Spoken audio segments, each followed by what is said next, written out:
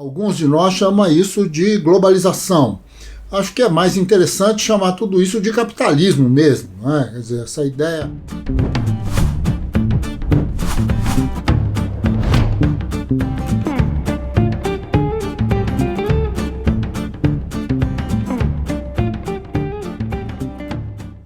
Salve, minha gente, de volta, e dessa vez para a gente dar continuidade à discussão sobre os aspectos geográficos que envolvem aí esse documento absolutamente clássico chamado Manifesto do Partido Comunista, que foi elaborado pelo Marx e pelo Engels. Esta vai ser então a segunda parte dessa nossa conversa. Nela, sem dúvida, vamos ter aqui algumas referências extremamente interessantes desses autores quando estavam em pleno século XIX pensando no próprio desenvolvimento do capitalismo e nas contradições que, de alguma maneira, fazem parte da estrutura dessa nossa maneira de viver, dessa nossa, da maneira como nós estamos mais do que inseridos, né, socialmente no meio dessa confusão toda. Então, para dar continuidade à nossa conversa, vou aqui ler mais uma frase e vamos ver se a gente consegue aqui se entender no meio dessa conversa. Lá pelas tantas, então, o Marx e o Engels escreve basicamente o seguinte, ou exatamente o seguinte: pela exploração do mercado mundial, a burguesia imprime um caráter cosmopolita à produção e ao consumo em todos os países. Para desespero dos reacionários, ela retirou à indústria sua base nacional. As velhas indústrias nacionais foram destruídas e continuam a sê-lo diariamente. São suplantadas por novas indústrias, cuja introdução se torna uma questão vital para todas as nações civilizadas, indústrias que não empregam mais matérias-primas autóctones, mas sim matérias-primas vindas das regiões mais distantes e cujos produtos se consomem não somente no próprio país, mas em todas as partes do globo. Bem, acho que a gente, para nós, nessa altura do campeonato da nossa vida, em pleno século XXI, afirmar esse tipo de coisa é afirmar o trivial. Sabemos exatamente que a estrutura da grande indústria, dos grandes centros de produção, ela tem um caráter planetário. E, partes dela estão num determinado lugar do mundo, outras partes em outro. E assim, a origem das matérias-primas muitas vezes em nada tem a ver com o lugar onde essa indústria se estabelece. O mercado, então, que consome esses produtos são de todos os lugares do mundo, isso se distribui por todo o mundo, e de alguma maneira o texto já identificava em meados do século XIX que o capitalismo funciona assim, né? Ele funciona do ponto de vista do seu caráter planetário. E o mais interessante é que ele dá uma unidade ao planeta, e essa unidade ela se resolve em fluxos dos mais diferentes. De um lado, em função da origem das matérias-primas, que estão distribuídas por todo o planeta. Por outro lado, uma determinada localização bastante difusa, não é?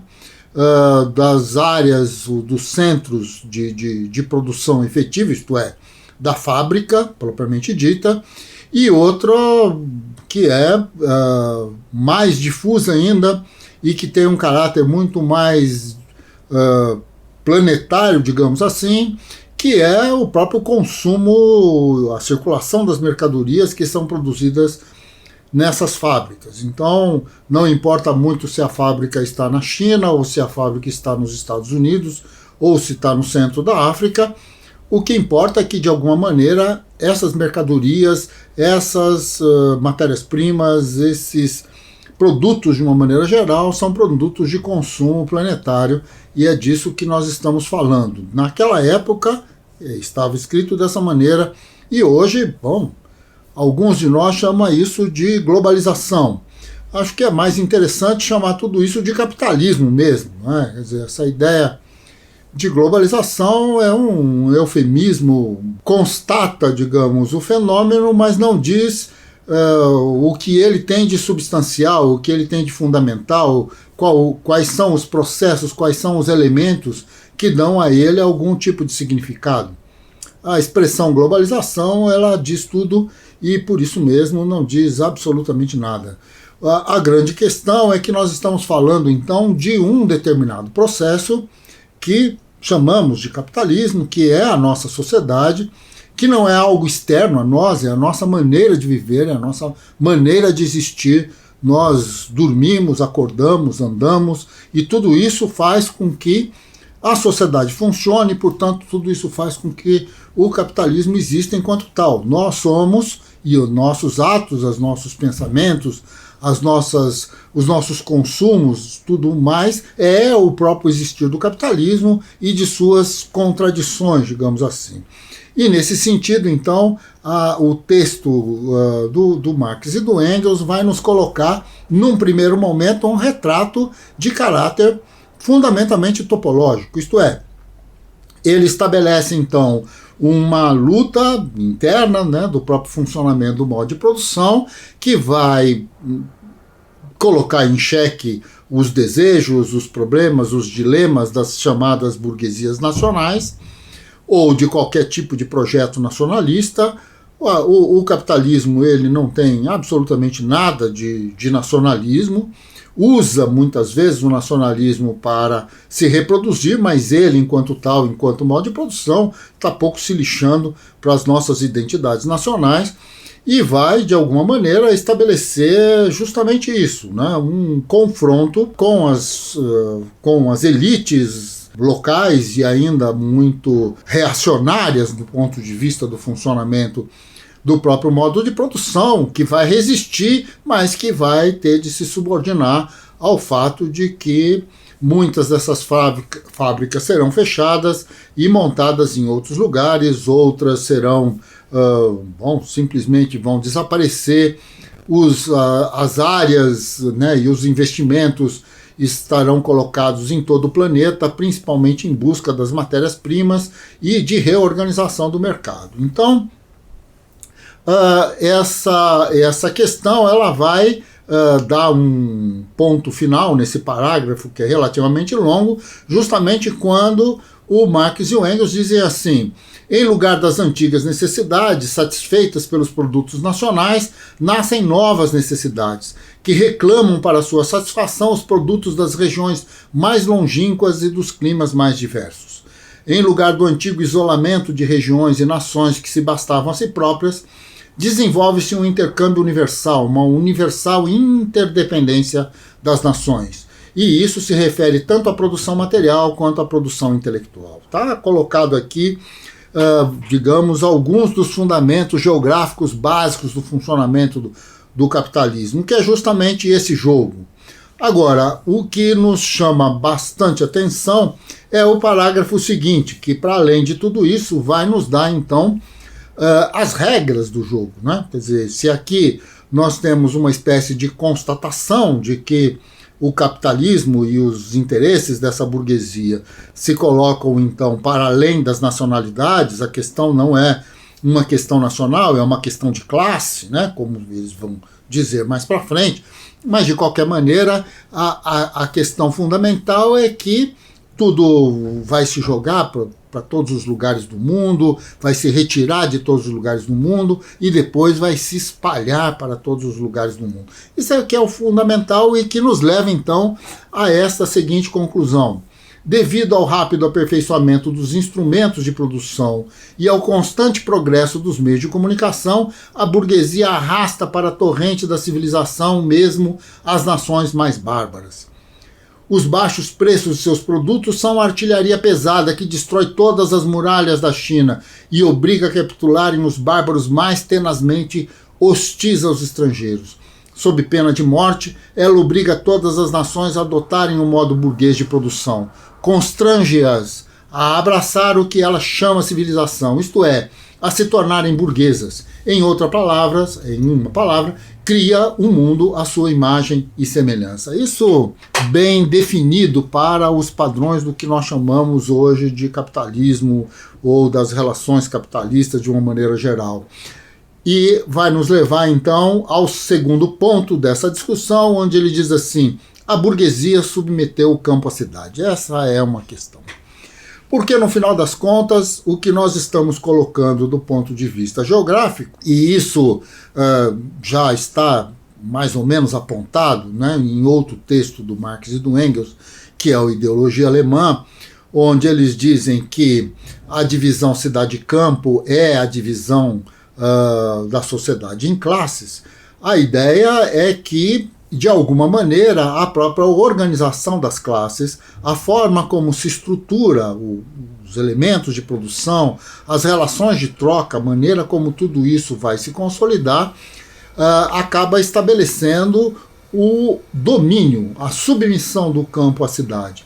Então, num processo de divisão técnica do trabalho, de divisão territorial do trabalho, o grande fundamento que está colocado aí é que as regras do jogo que estão colocadas para a cidade, as formas de vida que estão dadas para a cidade, a maneira da estrutura produtiva que está dada para a existência da urbanidade, vai submeter o campo, vai dividir a terra, transformar a terra agrícola em propriedade privada, vai tecnificar o processo produtivo da terra, vai mudar as relações de trabalho nas relações agrárias e assim sucessivamente. Isto é, o modelo geral que se estabelece então como um modelo da sociedade capitalista vai definir a maneira então como se organiza, se distribui, se localiza, essa é a grande questão, toda a estrutura produtiva, os fundamentos que ela tem, as paisagens que ela cria, os mercados que ela reproduz e a maneira como tudo isso se dá. É interessante, né? Porque no final das contas estamos falando aqui de uma relação onde o processo, né, de construção da geografia de uma maneira geral do ponto de vista desse texto, ele vai aparecer sempre enquanto um processo de um movimento. Então, o que nós poderíamos dizer, fazendo aqui uma digressão em torno de tudo isso, é que o discurso como um todo vai nos apontar sempre a existência de uma geografia que é deixando de ser, no seu mais puro, digamos, na sua mais pura racionalidade da dialética hegeliana. De alguma maneira, nós poderíamos dizer que nós estamos falando de uma geografia em constante e absoluta mudança. Nós estamos aqui mapeando a existência de uma certa quantidade de minerais num certo lugar, mas sabemos perfeitamente que ao identificar esses minerais, logo logo eles já não existem nesse lugar, naquele formato, vai existir num outro lugar, num outro formato, enquanto matéria-prima para uma determinada fábrica, digamos, de produção de automóveis, vamos lá falar do ferro, do aço para a produção de determinados motores e tudo mais, e isso vai se estabelecer, então, num determinado processo de movimentação que envolve velocidade, distância, localização das pessoas, organização das cidades, redefinição das ruas, redefinição do sistema com que nós organizamos as nossas moradias, a maneira como consumimos, como sobrevivemos e tudo mais. Então, nesse sentido, aquilo que está localizado como um determinado relevo, digamos assim, ele vai se estabelecer mais para frente enquanto uma transformação generalizada da nossa condição de existir. Para que a gente possa ser talvez um pouco mais simplório, mais simples, nós poderemos dizer que toda vez que nós retiramos uma árvore, a nossa paisagem muda. Lá existia árvore, agora não existe mais. Mas mais do que isso, ao produzirmos uma mesa com essa árvore e colocarmos essa mesa no centro da nossa sala, também vamos mudar os nossos comportamentos. Teremos uma sala com mesa, vamos conseguir comer e colocar o prato sobre a mesa e não mais sobre o chão. Tudo isso são mudanças do ponto de vista da nossa geografia pessoal, da nossa geografia íntima, digamos assim. Mas o texto do Marx e do Engels está interferindo sobre essa intimidade, mas de uma maneira absolutamente global, falando de fato do modo de produção capitalista. E nós estamos identificando então justamente este movimento, um movimento em que fábricas saem e, ao fábricas saírem, mudam então os referenciais do ponto de vista político. Mudando os referenciais do ponto de vista político, muda então o próprio esquema da estrutura produtiva. Mudando o esquema da estrutura produtiva, muda o papel de cada um dos lugares do mundo no contexto geral de tudo isso.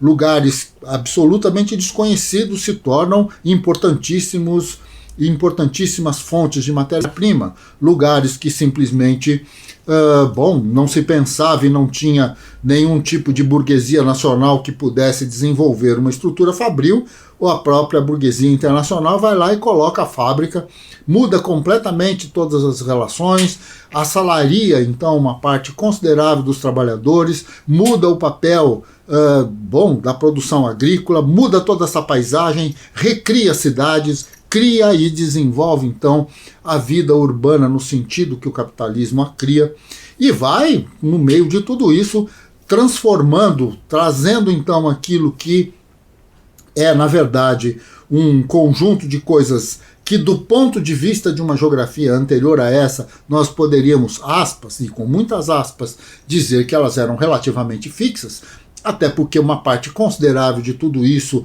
sofria mudanças mais, no tempo geológico. Nessa altura da existência do capitalismo, o que nós sabemos é que essas mudanças elas começam a existir na velocidade do próprio sistema de produção e da intervenção humana sobre o planeta. E é nesse sentido, então, que se cria uma nova geografia. Essa nova geografia que está no mais absoluto movimento, em que não há, até esse momento, uma resposta efetiva para o que a gente pudesse dizer assim, aqui está, aqui parou, este mapa dá conta. Qualquer mapa que a gente fizer, exatamente no momento em que ele terminar de ser feito, o mundo já não é mais aquilo que está colocado ali. Aquilo é um sistema de referência do qual nós podemos, talvez, imaginar o que aconteceu no mundo nos segundos, meses ou anos posteriores à própria construção desse tipo de cartografia. Porque, no final das contas, lendo aí o texto, um texto que eu cheguei até já a comentar, do Wisnik sobre o Drummond e sobre a indústria, sobre a presença da Vale do Rio Doce, em Minas Gerais e tal, e etc. e tal, o que a gente sabe perfeitamente é que o relevo é um relevo do capitalismo, que o relevo que o clima também que a nossa biogeografia, a nossa biosfera, ela vai sofrer mudanças, espécies animais e vegetais vão desaparecer, enquanto que outras que são consideradas como mercadorias fundamentais do ponto de vista dessa estrutura produtiva, milhões e milhões de animais e de produtos vegetais vão surgir para dar conta desse mercado, dar conta dessa estrutura. Onde era floresta, vira plantação de soja. Onde era o cerrado, vira plantação de soja. E vira canavial, e vira, essas coisas todas. E, estamos passando, e em determinados lugares, passamos na frente de prédios relativamente pequenos, se formos pensar nos padrões que somos capazes de construir, e 600, 700, 800 mil frangos são mortos todo dia e são colocados então nesse mercado, e assim sucessivamente. E aí o que nós temos enquanto um processo produtivo é justamente essa dinâmica. E o sentido então da ideia de localização, quando imaginamos que nos localizarmos é nos localizarmos do ponto de vista desta dimensão quase que geométrica, mas que tem um sentido geométrico, só que ela está a serviço de desvendar a processualidade que lhe dá significado. E é isso que, de alguma maneira, está colocado nesse texto. A continuação do texto, para que a gente possa encerrar o vídeo de hoje, ele diz exatamente assim: do mesmo modo que subordinou o campo à cidade, os países bárbaros ou semibárbaros aos países civilizados, subordinou os povos camponeses aos povos burgueses, o Oriente ao Ocidente. De alguma maneira, a grande questão é pensar o significado de tudo isso. E se isso, de fato, ocorreu ou deixou de ocorrer, não está colocado aqui em questão. Nós não estamos aqui discutindo efetivamente se os prognósticos ou sei lá o que, se a bola de cristal de Engels e Marx ela funcionava bem ou não. O que nós estamos colocando é que o texto em si ele expressa um determinado tipo de movimento e uma determinada lógica, não é? Que me parece bastante interessante se queremos compreender a existência da sociedade capitalista, a maneira como ela funciona e a maneira como ela se subordina. Nesse sentido, então, toda a ideia que nós temos de um imperialismo fundado num determinado país ou num determinado povo, ela vai por terra. Todas as relações que nós temos quando nós pensamos, digamos assim, o Estado como um leviatã ou como alguma coisa que está para além da própria relação da sociedade também vai por terra.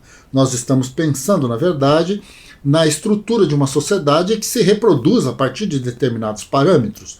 E esses parâmetros estão diretamente associados não só ao que nós chamaríamos de forma muito simplificada a nossa subsistência, estão diretamente relacionados ao fato de que é uma transformação constante de todos os sentidos de localização que a gente possa ter.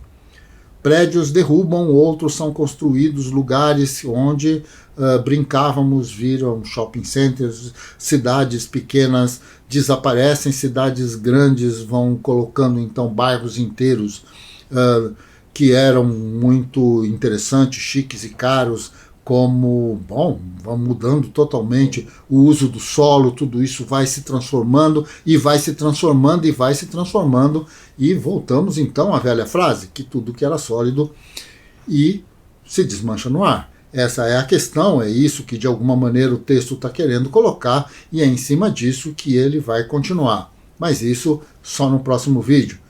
Um abraço a todos, espero que a gente continue essa conversa, que para mim, pelo menos, é bastante interessante, não é? E muito instigadora, sob todos os sentidos. Um abração, até mais!